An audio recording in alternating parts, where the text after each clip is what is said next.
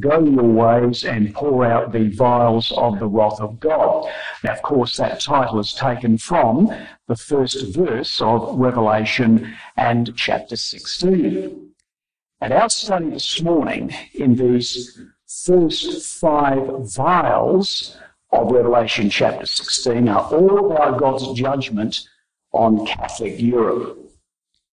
It's all about these first 11 verses in chapter 16, and we're going to be considering chapter 16 this morning. So these first 11 verses, these first 5 vials, are all about bringing an end to an empire that had existed for over 1,000 years. And God was going to raise up a man of destiny to bring this great empire, the Holy Roman Empire. God was going to raise up this man of destiny to bring Catholic Europe blood to drink.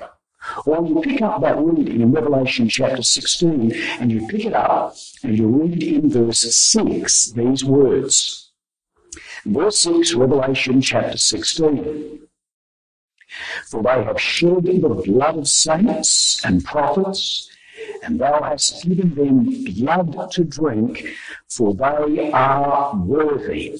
And that man of destiny was going to be raised up, an unwitting instrument in the purpose of God. He was going to bring them, as we have there in verse 6, blood to drink. Now, brothers and sisters, Napoleon emerged from the French Revolution. In fact, he was 20 when the French Revolution broke out. So as a teenager, this man saw the French Revolution coming.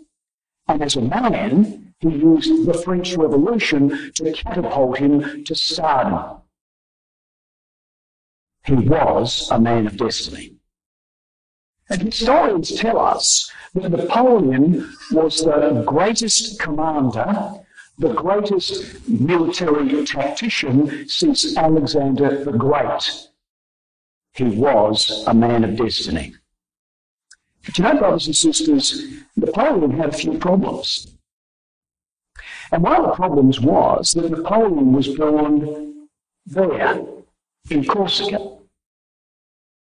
And when he was born in Corsica, a few years before he was born, Corsica was taken by the French. And therefore, Napoleon grew up absolutely hating the French. That was his first problem. His second problem was, brothers and sisters, that he could hardly speak the French language. He had a thick Corsican accent.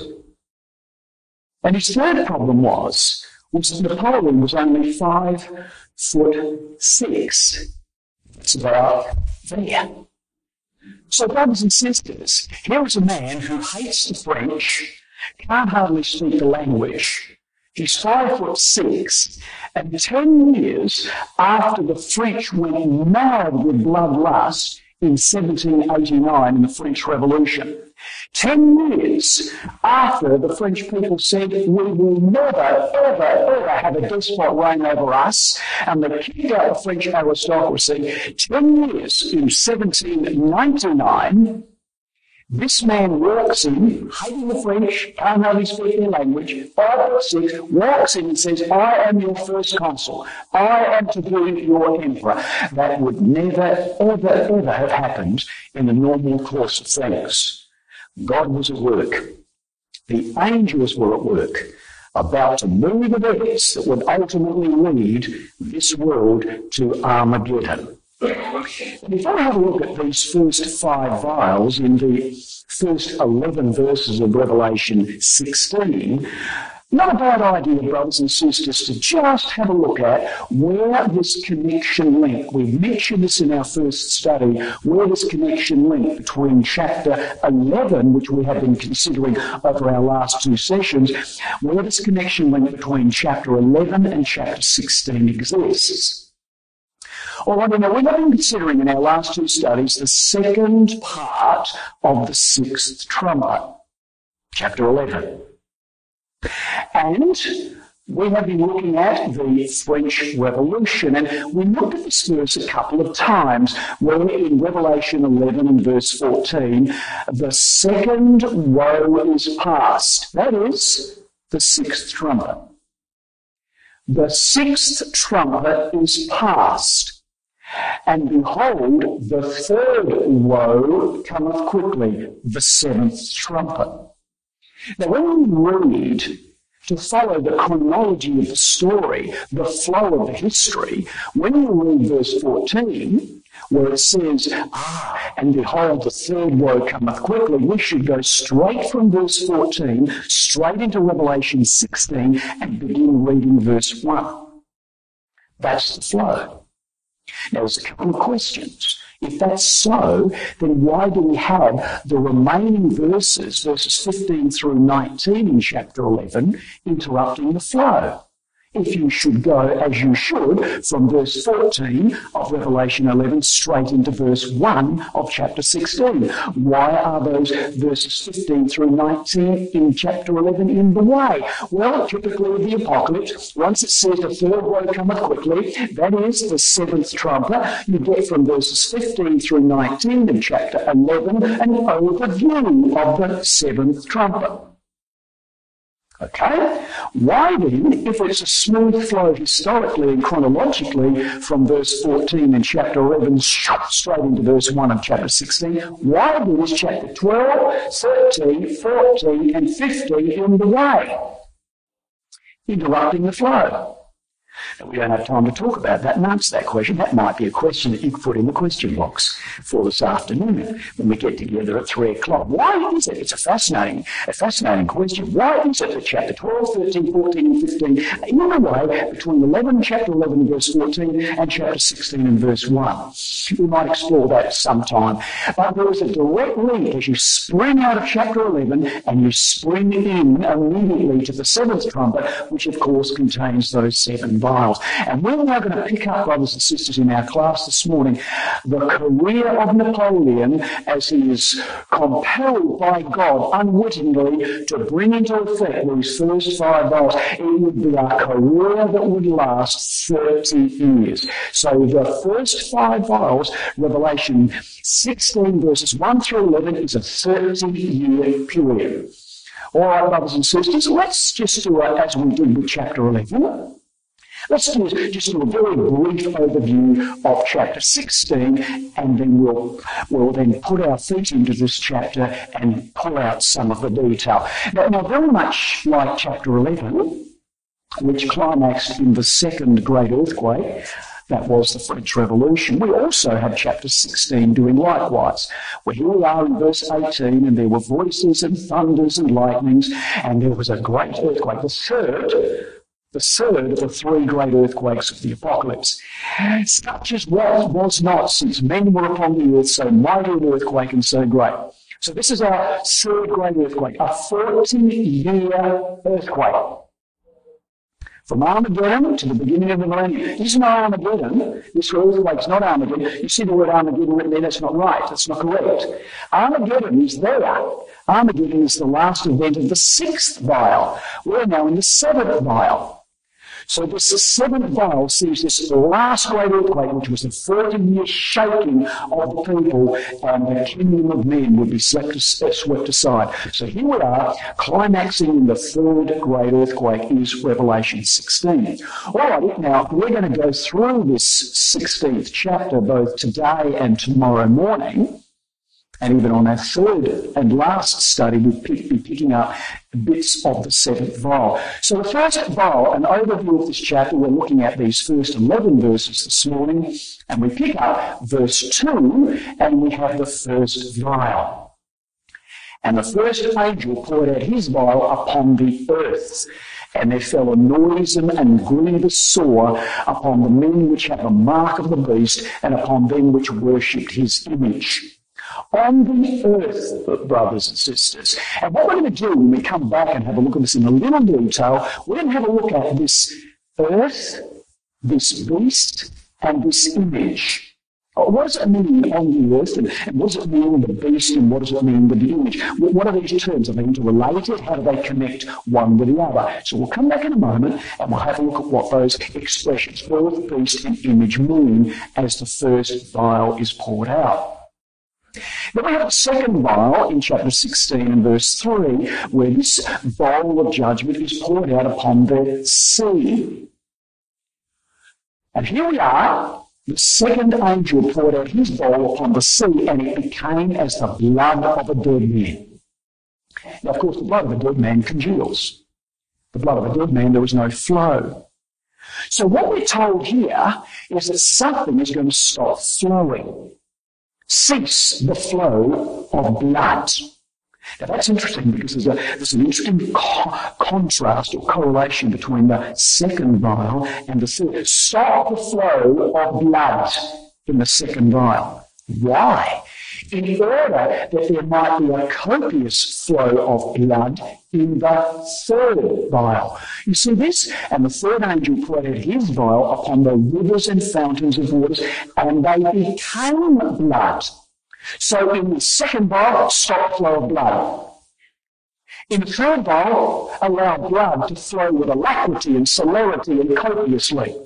You'll see how that works in a moment when we have a look at why there was a cessation of blood in the second vial in order to allow a copious flow of blood in the third vial upon the fountains and rivers of waters. Well, our fourth vial is in verse 8. And the fourth angel poured out his bowl upon the sun, and the power was given unto him to scorch men with fire, whoever him was. What an amazing vial this one is. Won't you see what it means? Scorch men with fire. Amazing symbology. And then we read our fifth vial, which is the last of our session this morning. The fifth angel in verse 10 poured out his bowl upon the seat, or the throne of the beast, and his kingdom was full of darkness. Now, God willing, tomorrow morning we're going to then spend our whole study together, our class together, on the sixth vial, which is verse 12. Where the angel poured out his bowl upon the great river Euphrates, and the water thereof was dried up. And our final study together on Friday, we're going to be looking at the seventh vial in verse 17, and the seventh angel poured his bowl into the aerial, into the political arena of the world after Armageddon. So that's an overview of the seven vials, and as we said, we're going to be working through verses 1 through 11, the first 5 vials. Now another little bit of an overview or summary, if you like, for those who are new to this, and then we'll plunge into Revelation chapter 16. Before we look at these vials, there is an alarm bell ringing loudly. I want to just share this one verse with you, brothers and sisters, before we do plunge into these vials. And God is giving us a warning. When we come to Revelation 15 and verse 1, there's alarm bells ringing. Before we launch into these last judgments of God, verse 1 of Revelation 15. Use this as a springboard as we launch into chapter 16. And verse 1 says, I saw another sign in heaven, great and marvellous, 7 angels having the 7 last smitings, as it is in the Greek. There are no more, God says. There are no more. I've judged pagan Rome. I brought judgments on the Western Catholic Empire with the barbarians as they came from the north. I brought judgments with the Saracens on the eastern part. I brought judgments with the Turks on the eastern part. I brought judgments on Europe through chapter 11. Judgment after judgment after judgment. There are no more after these. These are the last judgments of God. With all that you've seen through the panorama of history, get your house in order. Brothers and sisters, chapter 15 and verse 1 is saying, get our house in order, because very, very soon Christ will be in the earth and there will be no more judgments. These are the last smitings of Almighty God. And therefore, as a little overview before we launch into these last smitings of God, as shown for us in chapter 15 and verse 1, an overview of these vials is seen thus. Now we've got here, the first vial was poured out in the French Revolution, 1789. Now you'll read some writings, many writings, that will say the first vial began in 17 1792. I don't have a problem with that. 1792 was when France became a republic. Now, this first vial, it's like it was poured out upon the earth, and there was this malignant ulcer that permeated throughout Europe. It really began locally in France in the French Revolution. You'll read some Christadelphian writings that will say it began in 1792. That was when France became a republic, and that's when this also really gathered momentum as Europe started to challenge the French. So I'm happy with 1792, but I really believe that 1789, the local ulcer, which we'll pick up in a moment, began there and then spilled out into Europe in 1792. So first vial, French Revolution, 1789. And then we have our second vial, 1793. This would be the British naval blockade. Now, of course, 1793, as we saw yesterday, was the Reign of Terror. So here in France, when the guillotine was working overtime, and Louis XVI lost his head in 1793, as did Marie Antoinette, his wife, when people were going mad with bloodlust, chopping heads off left, right, and centre, taking people out in leaky boats and killing them, with all that was going on in France, out come the British, Royal Britannia, ruling the waves. 1793, the second bowl. Show you why the Brits came out and used this naval blockade, and for what purpose. Then we have our third vial, 1796. Now this is where Napoleon comes out in his own. This is Napoleon's Alpine campaigns, and Napoleon is 27 years old. He is Major General Napoleon. And off he goes to kick the Austrians out of northern Italy and southern Switzerland. 27-year-old Major General, and he's off to kick out the Austrians. Third vial.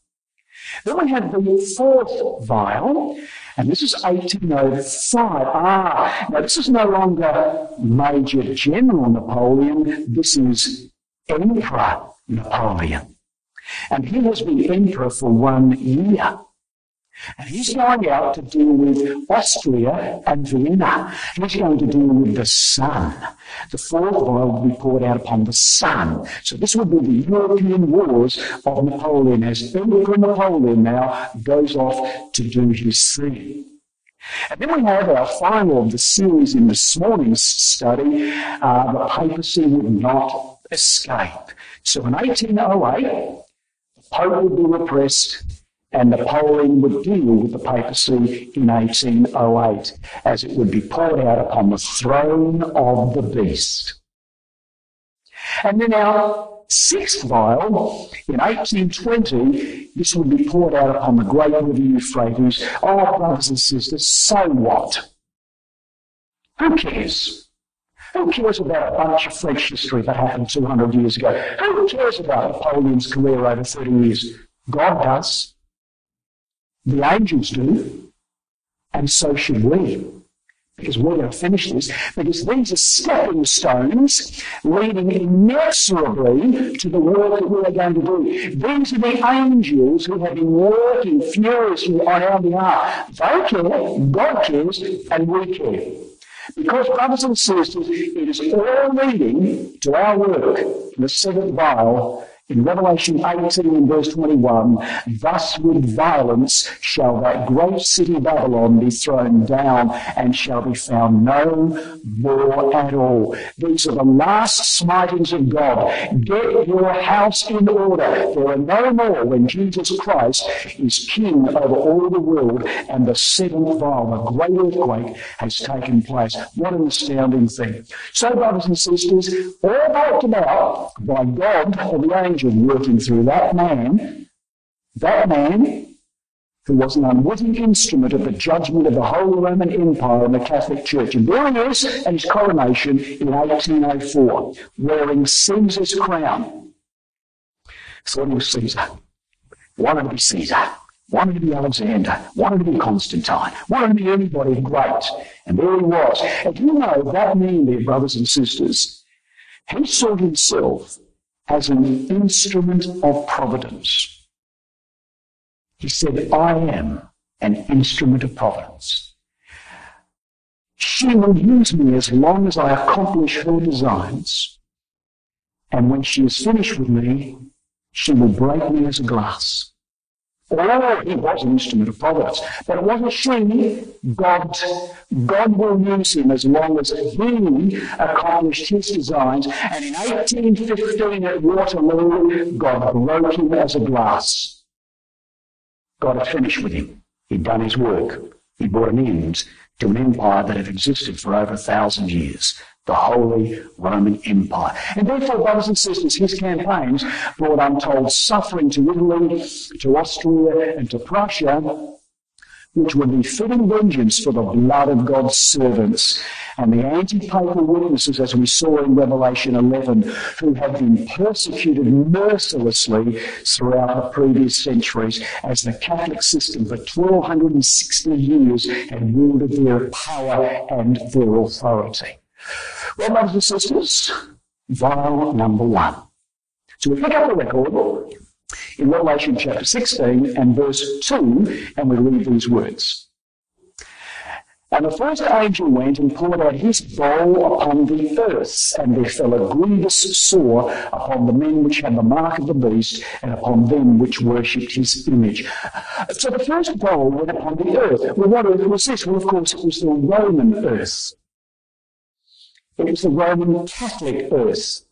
And we saw that in Revelation 11 and verse 4, the God of the earth.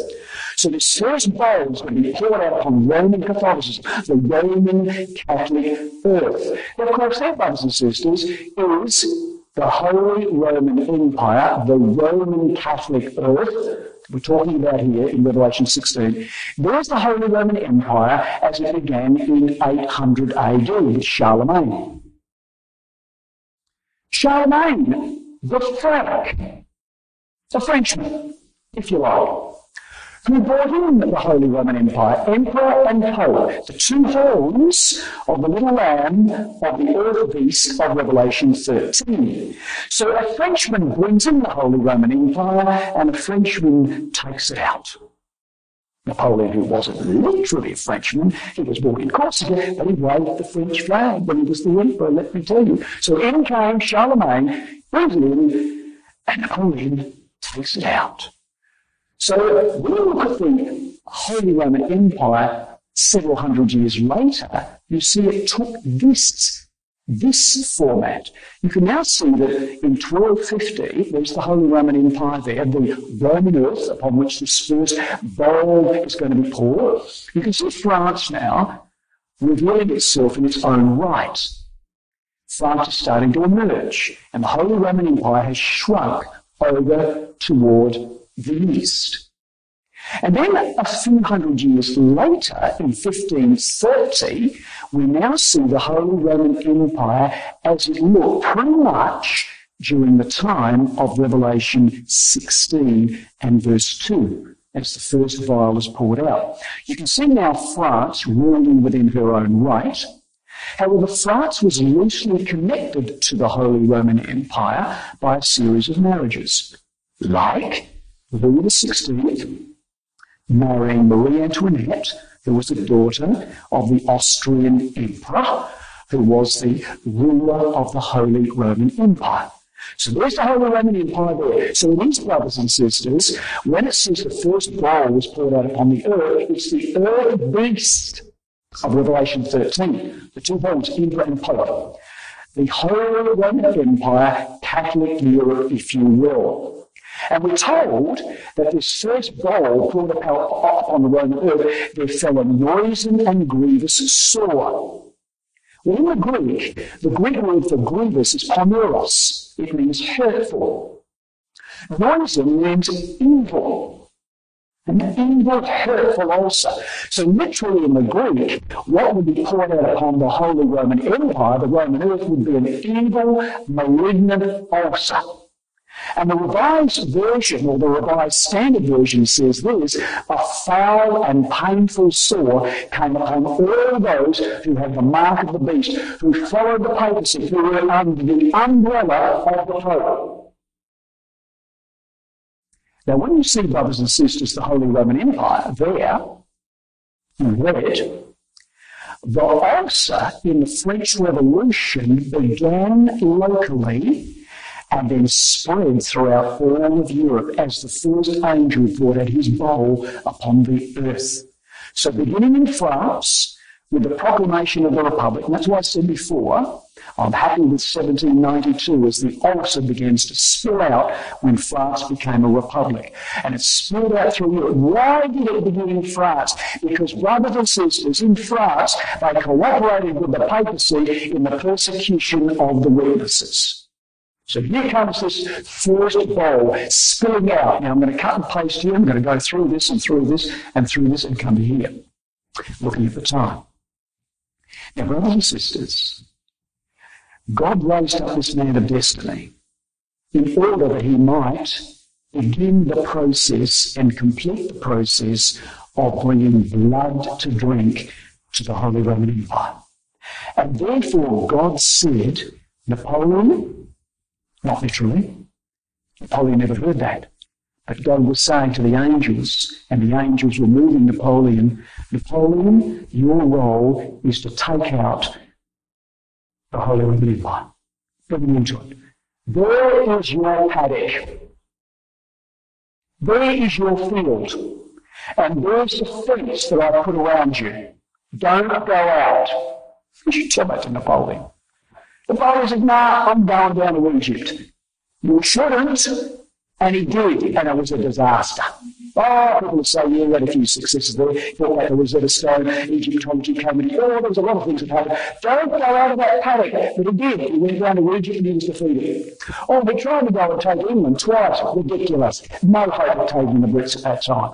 Oh, then he went into Russia. Don't do it, Napoleon. Don't do it. You don't belong outside of your paddock. And he went into Russia, and 500,000 of his men, 500,000 men, died in the snow because of the weather.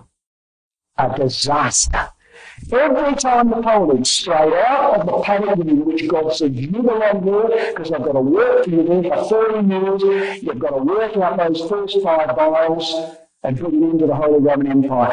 Every time he stayed within that paddock, he was always victorious until Waterloo, until 1815. What an amazing thing. Well, brothers and sisters, the second vial. Now, I'm going to show you, as we said before, why does the second vial stop the flow of blood? In order that a copious flow of blood might take place in the third vial. All right, so the first malignant ulcer has gone throughout Europe. And now we come to the second vial, and we read in verse 3, and the second angel poured out his bowl upon the sea, and it became as the blood of a dead man. Something's going to stop flowing on the sea. There's going to be a cessation of movement on the sea. And every living soul died in the sea. Well, of course, this was the blockade of Europe by the maritime forces, and Britain would now dominate the sea. And the sea we're talking about is the Mediterranean and the surrounding seas, those surrounding Europe. So you can see that bowl there. It's poured right around Europe, right around through the Mediterranean, or right around. It's like a great big rope, like a great big chain, and it's blockading Europe. And it's forcing Napoleon to stay within the parameters that God had deemed he should work in. And therefore, brothers and sisters, God would raise up the tactical genius of Admiral Horatio Nelson. And what Nelson was on the sea, Napoleon was on the land. And what Napoleon was on the land, Nelson was on the sea. And Napoleon knew that. And Napoleon said, we've got to put all our strength upon the sea. We've got to destroy England, and the continent will be at our feet. I'm just going to come down here because I'm getting a sore neck turning around there. In fact, I might come over here, actually. It's quite nice. It doesn't matter if you don't see me, as long as you can hear. We'll hear this. Fine. No, I can't even see it there. The lecterns anyway. Okay. What I'm really doing is actually I'm just moving because I'm cold. just trying to warm up. Oh, no, this is better. So, brothers and sisters, Napoleon said we've got to put all... Am I in your way? It's okay. Napoleon said, we've got to put all our strength upon the sea. We've got to destroy England, and the continent will be at our feet. And so, brothers and sisters, by using the tactical genius of this man, God was going to allow him to defeat numerically superior forces. And by 1805, the Battle of Trafalgar, by 1805, Britain completely dominated the seas and did so for the next 50 years. Now, I want to show you a little chart. I'm not going to talk about battles at all. I want to show you this little chart about how Britain dominates the sea and how the second vial overarches and acts as a means, a restrictive means to keep Napoleon where he belongs. Now, there's our first vial, 1789 through 1793. The ball was poured out upon the earth. Then you look at the second vial, which is the one that's poured out upon the sea, 1793 through to the Battle of Trafalgar, 1805. But seeing there that little chart there, we say, Britain dominated the sea for the next 50 years. Let's push it out. Okay? Now let's look at the third, fourth, and fifth vials. The third vial is there, overarched by the second. So the third vial is upon the fountains and rivers of waters. 1796, Major General Napoleon, 27 years old, off he goes through to 1884. Overarched by the Brits. The Brits are out there, got this great big chain, this great big rope around Europe, and forcing and compelling Napoleon to stay on the continent and do his work. You have the fourth vial, again still overarched by the domination of the Brits on the sea, which is the fourth vial poured out upon the sun, and he'll have to do some work over there in Europe. And then our fifth vial, brothers and sisters, in 1809, where Napoleon would deal with the Pope. You see that? You see how the second vial overarches these third, fourth, and fifth, compelling Napoleon to stay in his paddock. I want to show you how that works. Just want to show you how vial 2, overarching vial 3, compels him to stay where he is. We'll do that with a little minute or two, little journey down to Egypt, where Napoleon should not have been. So what happened, brothers and sisters, to show you how the Brits compelled him to get back where he belonged. In August 1798, a French fleet was defeated by a small British armada commanded by Admiral Nelson at the Battle of the Nile at Abu Qir in Egypt. Now Abu Qir is there, the Bay of Abu Qir. Now what Napoleon said, he says, I'm going to Egypt. Why? Well, because Alexander went there. I'm going down there. And by the way, I'm going down to Egypt, and I'm going to kick out the Mamelukes, who were the rulers in Egypt. I'm going to go into Palestine, and I'm going to use Palestine as my base, and from Palestine I'm going to go over there and take India, and I'm going to cut out the trade to Britain. That's my job. I'm going down. And so what he did was he got in his ships and he came down with 47,000 of his men. He came down here in his ships and he jumped off here and he's marching down to Cairo, kicking out the Mamelukes, and he's going to go into Palestine and he's going to go into India. Well, as he's marching down from Alexandria and he's marching down to Cairo with his 47,000 men, he did not count on the desert and the lack of water. And as they're marching down toward Cairo, literally, brothers and sisters, thousands of his men put guns to their head and committed suicide because of the heat and the sand and no water. And he gets down to Cairo, and when he gets down to Cairo, he had a few little excursions into Palestine. When he gets down to Cairo, brothers and sisters, along comes Nelson. Nelson's out there running around the Mediterranean looking for this bloke. As he gets down, Napoleon's down there with now 30,000 of his men. He's lost a lot of men along the way through disease and suicide. Nelson comes along and sees all Napoleon's ships there. Blew them to smithereens. Napoleon's got 30,000 men. He's down in Cairo, and he's got no way of getting back to Europe. You should not be there, Napoleon. And so in the end, Napoleon's got to slink out of Cairo and he's got to slink back to set affairs in place while he was gone. So the defeat down there when Nelson blew his ships to smithereens, it left Napoleon stranded. He couldn't get his 30,000 men out and he had to slink back to France to put things in order. There's a little example of how the Brits were telling Napoleon in so many words, get out of Egypt, you shouldn't belong there, get back into Europe. And he did. Well, brothers and sisters, this is the third vial. So the first poured out upon the earth, the malignant ulcer, and the second vial, Britain putting a big rope around Europe and keeping Napoleon to do what he should have been doing in vial 3, vial 4, and vial 5. So read those words. And the third angel poured out his bowl upon the rivers and fountains of waters, and they became blood. This was Napoleon's Alpine campaign, and this is where Napoleon would take northern Italy and the Pope would be taken prisoner. So you can see that bowl there. It's being poured out upon the fountains and rivers of waters. So you see, brothers and sisters, Napoleon is going to come from Paris, he's going to come down to Toulon, and he's going to move then back up into this area of fountains and rivers of waters. Now, we read this verse earlier on.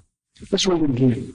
This verse in verse 6 of Revelation 16, and this third vial, this verse 6 in Revelation 16, is particularly and peculiarly relevant to the third vial.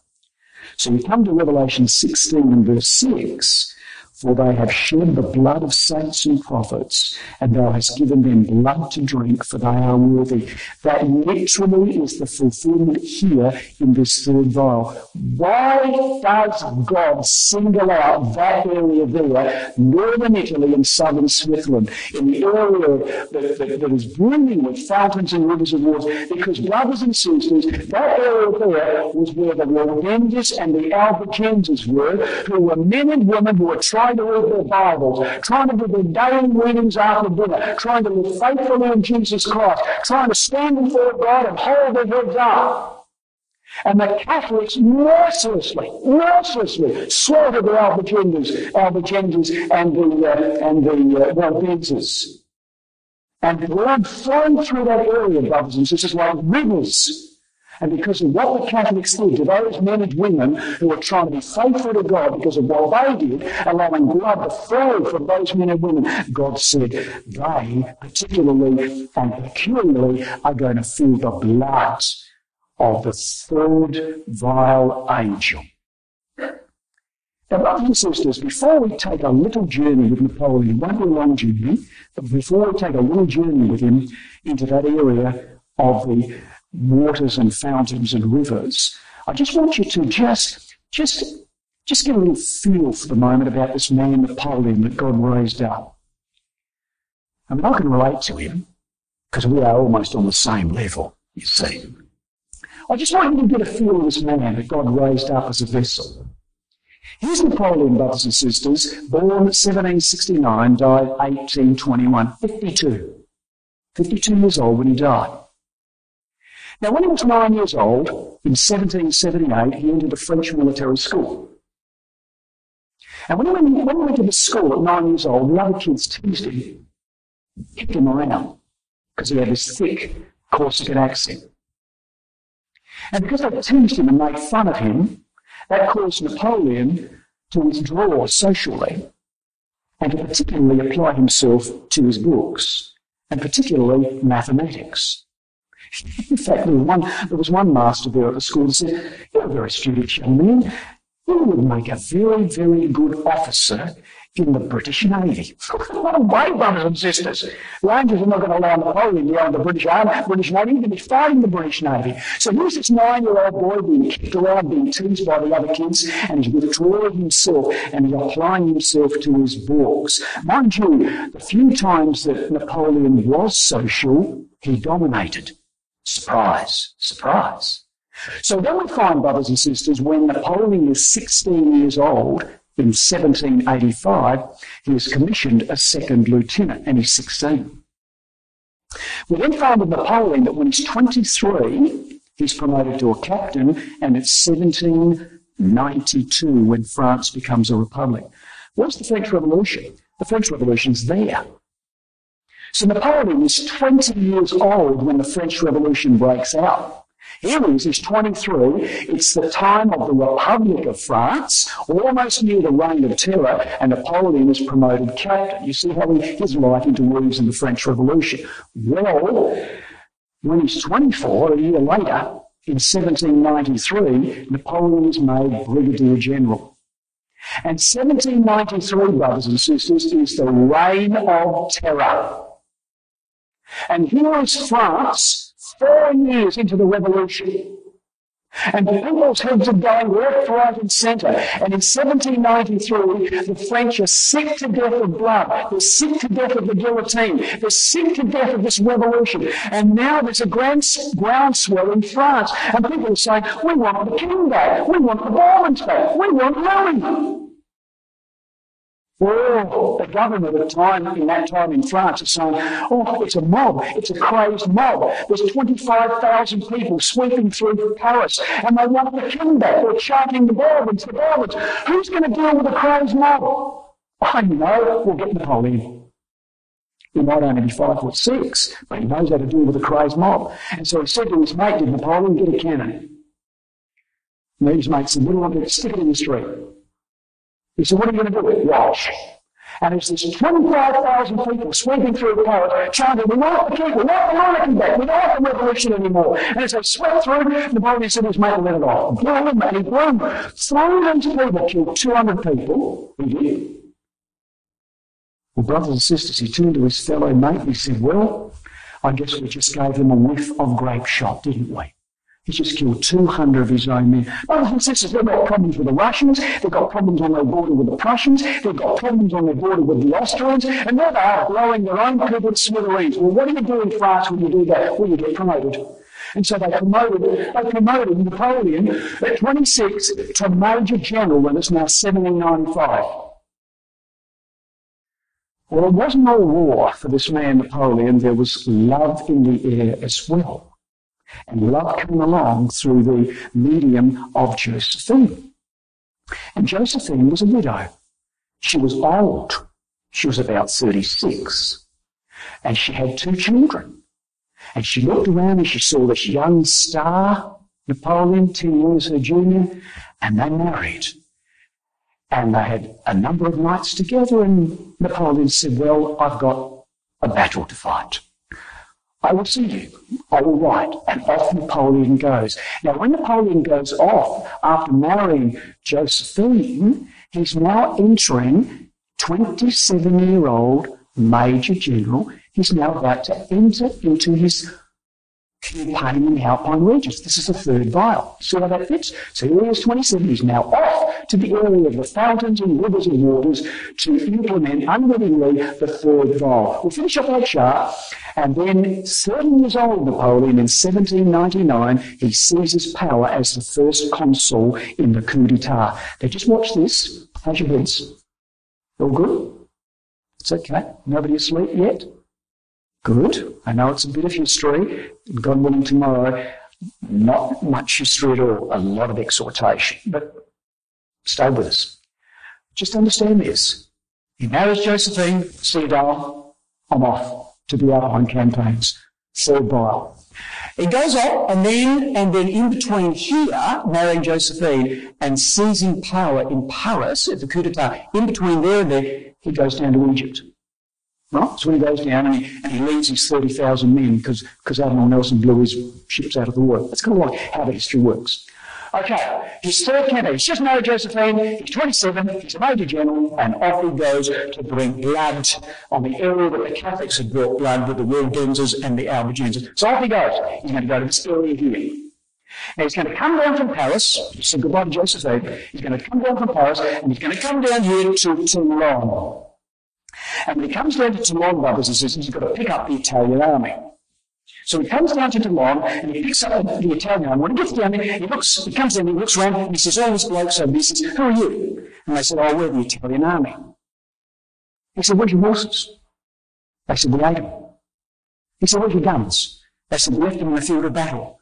Brothers and sisters, you've never seen such a ragtag, forlorn, decrepit bunch of blokes. And he's got to go up with them to beat the Austrians, and he's got 3 months to do it, and they've just eaten their horses, and they don't know where their guns are. I'll be going back to Josephine. Obviously, no, I'm not going with you guys. But he did. He's got 3 months to whip them into gear. And with the electricity of his presence, with the rhetoric of his speech, such was the man, with the charisma of the man, he whips this old, decrepit bunch of fellas with 8 horses, didn't know where the guns were, and he took them up there. And when he took them up there, brothers and sisters, there was a battle there. And then when he took them up there was a battle there. And there were battles all over this area of fountains and rivers of waters, until finally, in fulfillment of the words of Revelation, the third angel poured out his bowl upon the rivers and fountains of waters, and they became blood. Well, let's deal with the Pope, shall we? So after defeating the Austrians in Lombardy, Napoleon then turned on the papacy down here. And he defeated them at Vials and Ancona, and Napoleon advanced on Rome, and the Pope sued for peace. The Pope was given blood to drink. Well, Napoleon is coming back after his Alpine campaign. He's coming back now, brothers and sisters, to Paris. And when he comes back to Paris, he's coming back to a shaky, corrupt, unstable government. And when Napoleon's coming back, the shaky, corrupt, unstable government in Paris don't want him there. Because Napoleon's dangerous. He's good. He's too good. And his men love him. And everyone adores him. His men would do anything for him. We don't want him in Paris. He's too dangerous. Napoleon has been over there in the Alpine campaigns negotiating with the Pope, negotiating with the King of Naples, carving up land, coding law. He's not just a military mighty commander, brothers and sisters. He's a politician. No, he's not a politician. He's a government on the move. And they don't want him in Paris. We've got to give him a project. I know, we'll get him to go and invade England. So Napoleon goes up there and he's standing on the English Channel. I can see him, and he's looking right over the English Channel. Invade England. What do I need? I need 600, 500, 200 flat-bottom boats. Yeah, that'll do, 200 flat-bottom boats. I need 100,000 men? No, 80, 40,000 men. Yeah. 200 flat-bottom boats, 40,000 men. How long do I need to be on the channel? 12 hours, 8 hours, 6 hours. 6 hours on the channel, 40,000 men, 200 flat-bottom boats. I need the Spanish and I need the Dutch. God, the British have blown them to bits.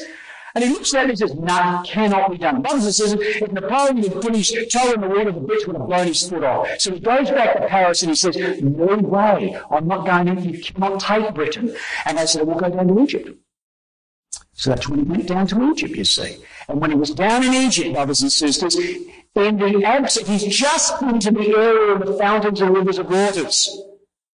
He's just did all that work in that area by kicking the Austrians out. When he went down to Egypt, all the work that he did in Italy was gone, undone. So God is saying, you do not belong in Egypt. I watch you there. And therefore, brothers and sisters, when he forsook his army in Egypt, he returned to Paris, and at 30 years of age, he became the first consul, soon to become the emperor, in the coup d'etat of 1799.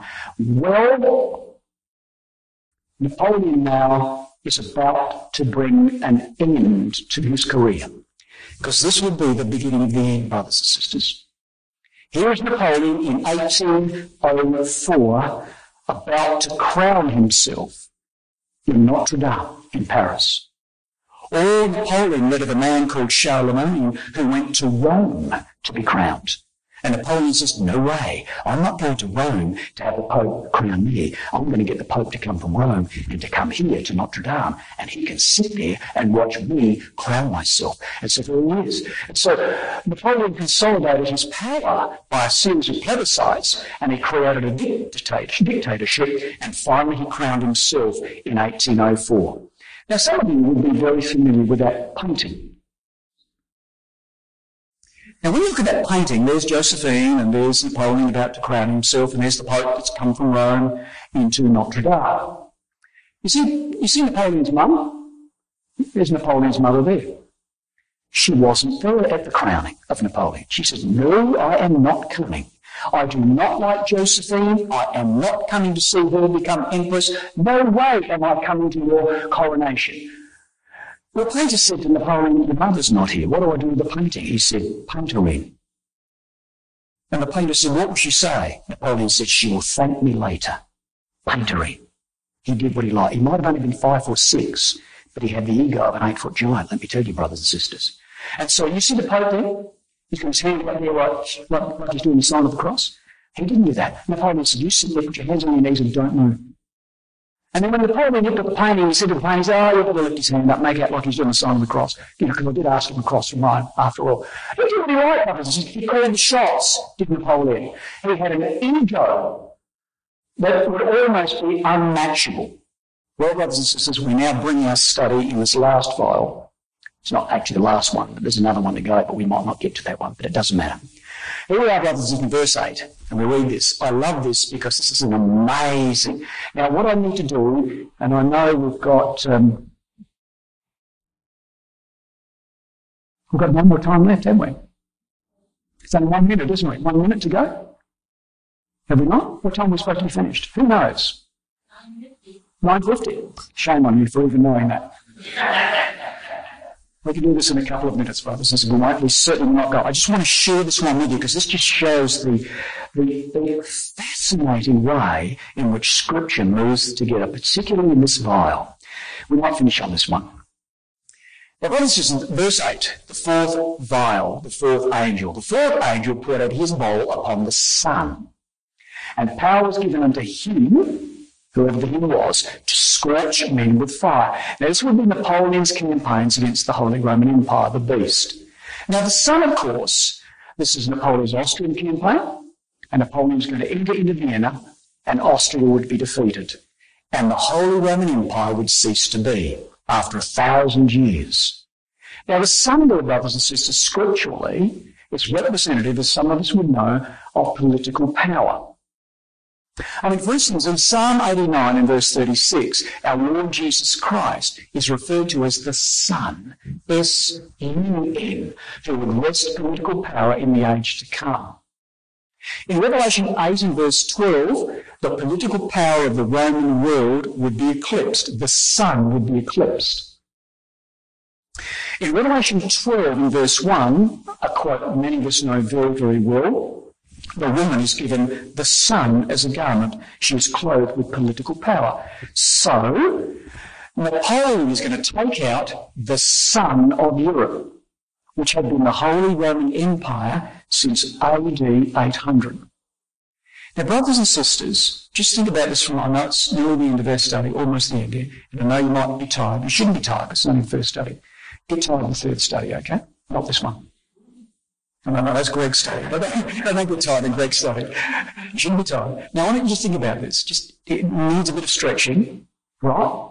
Stay with me. You're not drifting. Good. Think about this. Charlemagne brought in the Holy Roman Empire. Napoleon's going to take it out. That's about the sun. The sun. All right? And we've got Revelation 12, verse 1. A woman is clothed with the sun, Catholicism. And he's going to be dealing with Catholicism. And he's going to take the sun away from Catholicism. Yes? Now look at this. Charlemagne, Napoleon, Catholicism, wearing the sun? Well, now there is the cathedral in Aachen, built by Charlemagne, who brought in the Holy Roman Empire, which is going to be taken out. There is the cathedral in Aachen, built by Charlemagne. And Aachen is there in Germany. Aachen was the birthplace of Charlemagne, and he built that cathedral. Let's go inside that cathedral. Charlemagne, Napoleon, the sun. What's that got to do all together? Let's go inside that cathedral, brothers and sisters, and notwithstanding the beautiful stained glass windows, there is a woman clothed with the sun and the moon under her feet, and around her head a crown of 12 stars. Who put that there? Charlemagne. Who brought in the Holy Roman Empire? The woman clothed with the sun. Catholicism clothed with the sun. And under that sun, no less than 32 emperors of the Holy Roman Empire were crowned. What an amazing thing. Charlemagne brought that in. Napoleon is going to take that out, and that's straight from Revelation 12 and verse 1.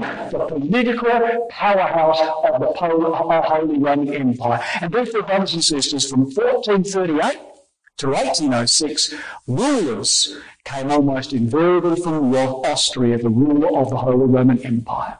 What an astounding thing. Now, we'll crib 1 minute and we'll finish on this note. And the fourth angel poured out his bowl upon the sun. Napoleon's going to take out what Charlemagne brought in and divest the Catholic system of its power in that sense. And power would be given unto Napoleon to scorch men with fire. Brothers and sisters, scorch men with fire. If you were alive at that time and you were reading the English tabloids, you'd be reading when Napoleon was charging across Europe, the English tabloids went, fire. This man, every time this man moves, fire. He'd set his cannons up, and when he set his cannons up in a certain way, all you saw was fire. This man was on fire, brothers and sisters. But have a look at this. When Napoleon went down into Egypt, there was the Battle of the Pyramids, where Napoleon defeated the Mamelukes, and it was a battle that lasted 2 hours. And when Napoleon defeated the Mamelukes, this is what Henrietta Marsh, who was an historian and wrote the book of Napoleon, said this: many of the Mamelukes threw themselves into the Nile in panic. Many of the Mamelukes were cut down by the pursuing French. And those Mamelukes that had escaped in Egypt to all parts of Egypt, the fame and terror of Sultan Kabir, the King of Fire. What an amazing thing, brothers and sisters. Napoleon raised up by God. All right, brothers and sisters, I'm going to flick through this, flick through this, flick through this, and flick through this. Napoleon died at Waterloo. God had finished with him and broke him as a glass. And Napoleon, defeated in 1815 on the 18th of June at Waterloo, was then exiled to the remote Atlantic island of St. Helena. And Napoleon died in 1821 at 52 years of age.